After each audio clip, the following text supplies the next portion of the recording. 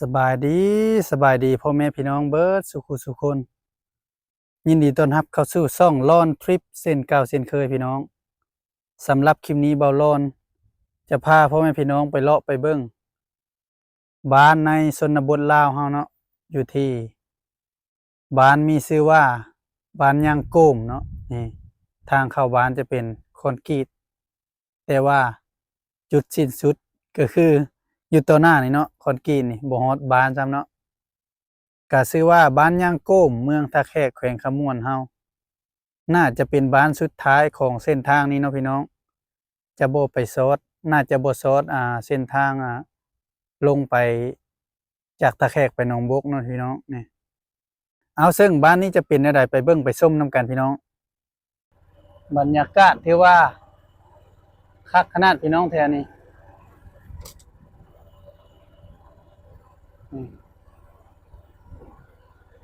อ้อมหอบเนาะเป็นทางคอนกรีตเป็นเขาเอิ้นหยังเนาะแถวนี้คล้ายๆโคกเนาะแต่ว่ามันก็เป็นโคกอะไรเนาะแต่ว่ามันก็อยากป้าไม้ก็หลายเนาะนี่บรรยากาศเส้นทางคอนกรีตก็จะสุดแล้วนะพี่น้องนี่ทางหน้านี่จะสุดแล้วเส้นทางก็ต่อไปก็เป็นหนทางแดงเพราะว่าเขาเจ้าเฮ็ดทางคอนกรีตก็มาฮอดแต่โรงงานพี่น้องเอ้ยหลังจากที่สุดโรงงานแล้วก็จะเป็นเส้นทางธรรมดาบาดนี้นี่สุดแล้วบาดนี้เป็นทางแดงบาดนี้ปึ๊บสุดนี่ทางแดงก็ถือว่าโอเคอยู่พี่น้องไอ้ซ้ำนี่เพราะว่ามันสูงเนาะกลุ่มยังกับบ่มีหลายนี่ถือว่าคักอยู่เส้นทางก็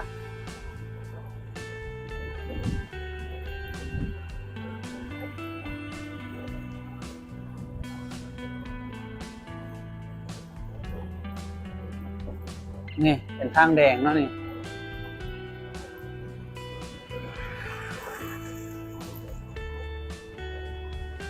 บ้านก็อยู่เข้าไปประมาณ1กิโล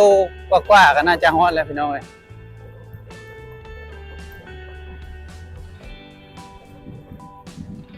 นี่เขตนี้ก็โอ้เขาเจ้าก็อาชีพหลักก็จะแม่นเฮ็ดนาคือกันนะเนาะพี่น้องเฮ็ดนาเฮ็ดสวนมันต้นหรือว่าบางบ่อนก็สวนยางนี่การเฮ็ดสวนยางก็คือต้องใส่ทุนหลายพี่น้องเอ้ย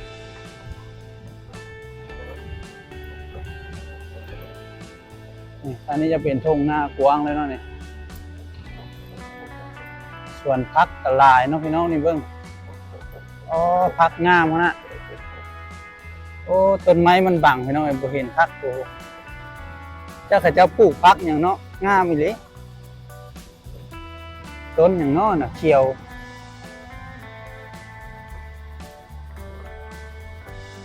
นี่พี่น้องอันนี้จะเป็น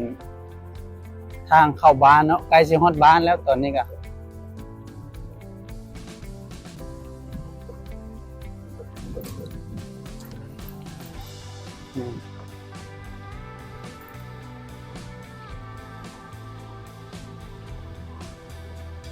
โอ้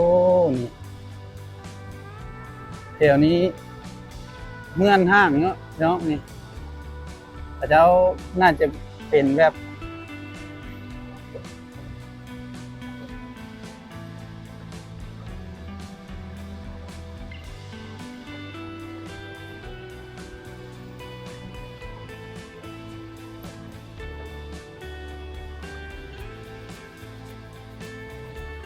นี่พี่น้องเริ่มเข้าสู่บ้านในบ้านแล้วนะบ้านนี้นี่บรรยากาศข้างในบ้านอัน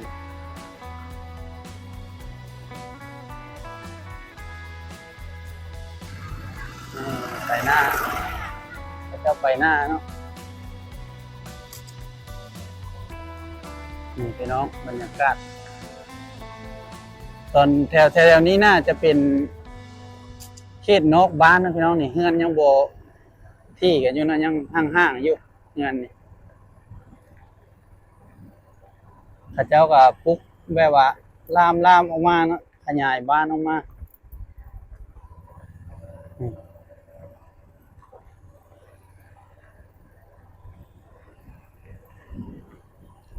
เดี๋ยวไปเลาะไปเบิ่งนำกันพี่น้อง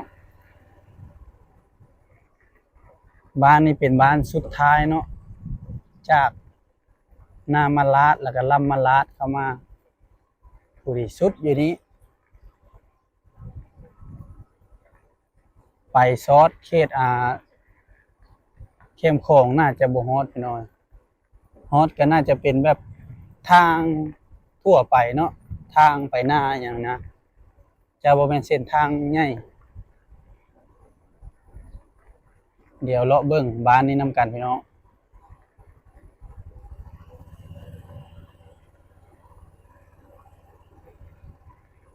โอ้ถือว่าคักอยู่พี่น้องนี่เบิ่งนี่มีรถใหญ่มีหยังหลายเนาะบ้านนี่ถือว่าเจริญได้พี่น้องเอ้ยนี่พระเจ้าถมทางไม้เนาะนี่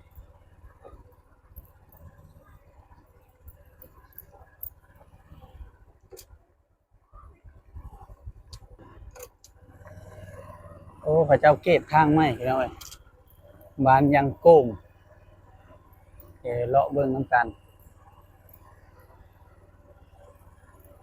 ถือว่าเป็นชุมชนใหญ่พี่น้องนี่เลาะมาทางนี้เนาะบ้านยางโก้มอืมเขาเจ้าเกตทางไม้พี่น้องคักนะพอดีปั๊บหน้าดินเนาะนี่โอ้ต้นพร้าวหลายบานพี่น้องอืมทางสูงแล้วเนาะบ้านนี้โอ้คักเป็นห้อมไปห้อมล่าวเนาะนี่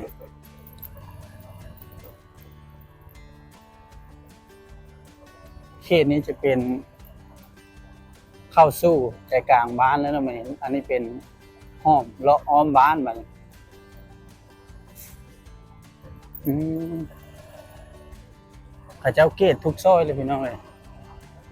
ทาง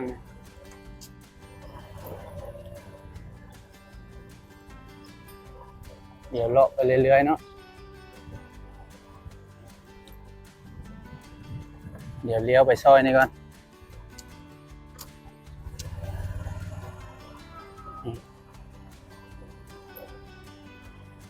เงื่อนที่กันหลายฮะพี่น้องแทนหนาแน่นเลย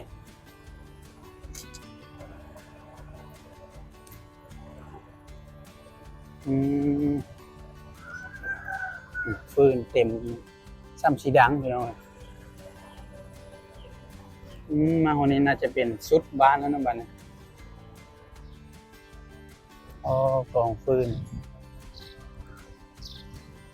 โค้งเลาะมานี่บ้านสุดบ้านแล้วพี่น้อง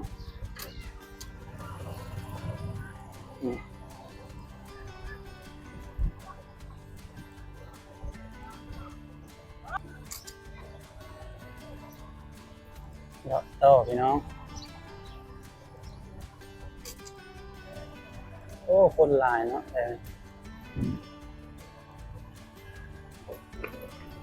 นี่แต่เจ้าอยู่เงื่อนหลายเนาะบ้านเนี่ยเงื่อนกับที่กันนี่ดิคือว่าเป็นบ้านใหญ่พอสมควรโอ้แต่พ่อคนอยู่เงื่อนหลายนะบุญว่าไอ้อืมแล้วบ่บุญนี่หรือว่าเพิ่นกำลังเฮ็ดแรงนี่แหละมื้อแรงอ๋อมีวงดนตรีบ่อ๋อเลยอืมบุญพี่น้องเอ้ยนี่เป็นเฮ็ดงานบุญเนาะเดี๋ยวไปเบิ่งไปชมน้ำกันมีวงดนตรีมาลงนี่คือว่าห่างกับหูได้เนาะว่ามีบุญนี่พี่น้องนี่โอ้คักนี่มาเที่ยวมาชมแล้วเนาะพี่น้องเข้าไปเบิ่งข้างในน้ำกันนี่ แต่พอแปลกๆเนาะว่ามีคนหลายแท้ว่ะนี่อืม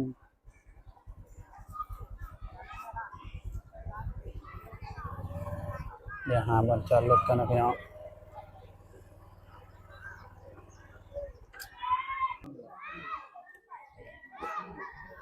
มาเบิ่งทางนี้นำกันพี่น้องนี่เป็นบ่อนเสี่ยงโชคเสี่ยงซีอืมบุญมื้อแรกนี่นะบุญนะอืมอืมเอาลง YouTube ฮะได้ เพิ่นว่าการพันได้กิน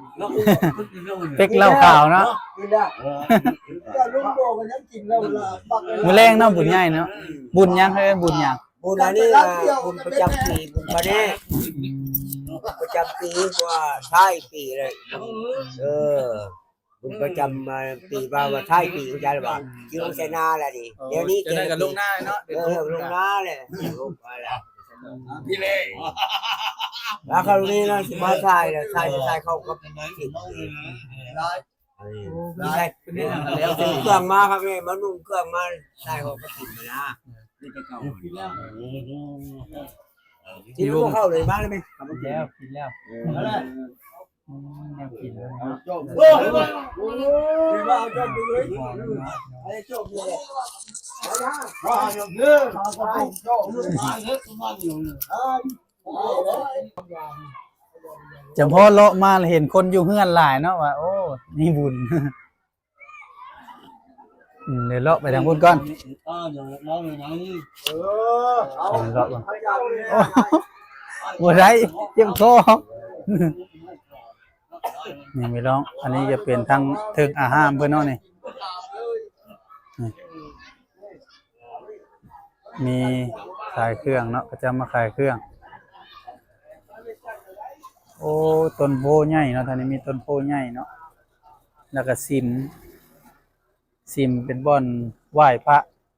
ครูบาเพิ่นเนาะนี่งามขนาดซิมกะอันนี้ทางนี้ก็จะเป็นหอกกองเนาะนี่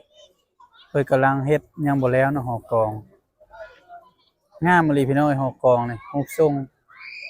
ถือว่าสุดยอดเลยนี่อันนี้จะเป็นร้านขายเครื่องที่ว่าบุญประจำปีเนาะเพิ่นว่ามีวงดนตรีใหญ่มาลงท่านี้เนาะวงดนตรีอยู่ใต้ห่มม่วงเลย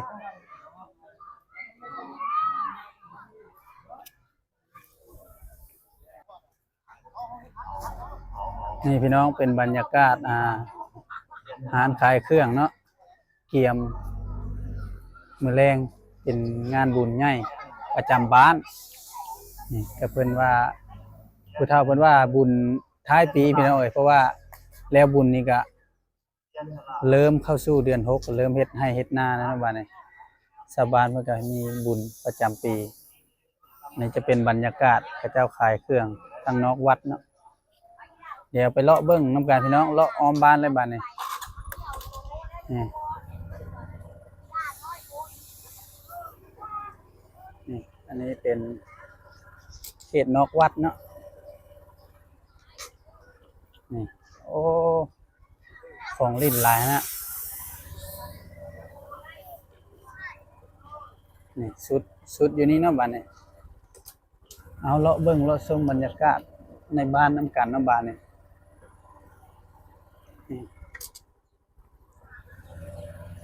ถือว่าหนาแน่นนะพี่น้องซุ่มโซนบ้านนี่ก็ถามแน่วงเขาเจ้ามาลงในวงอย่างฮู้บ่ฮู้ติดพมุนบุญมื้อแรงนี่เนาะบุญเนาะสิได้มาอยู่บ่อยู่ไกล เอาไปกันเด้อขอบใจเลาะต่อพี่น้องวงทิพมนต์เนาะลงมาวงดนตรี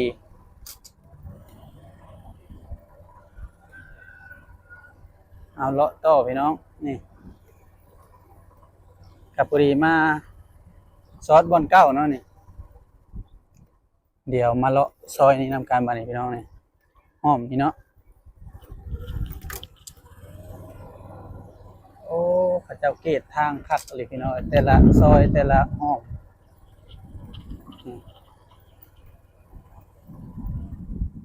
โอ้สีซอสทางเก้าอยู่บ่เนาะนี่ทางนี่เดี๋ยวเลาะเบิ่งนำการนี่พี่น้องนี่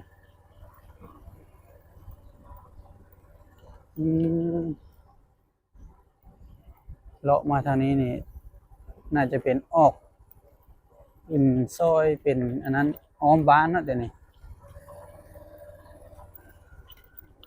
เอาเลาะเบิ่งนำกันนี่มะม่วงดกอีหลีพี่น้องไอ้ปีนี้นี่ไปทางใดก็โอ้มะม่วงนี่เต็มเนาะโอ้สิไปได้อยู่บ่บัดเนาะ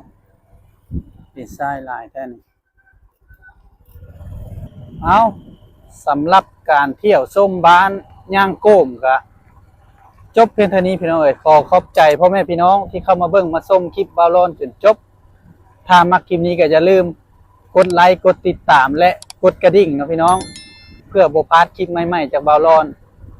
พบกันใหม่ในคลิปหน้าพ่อแม่พี่น้องสำหรับคลิปนี้ลาไปก่อนสบายดี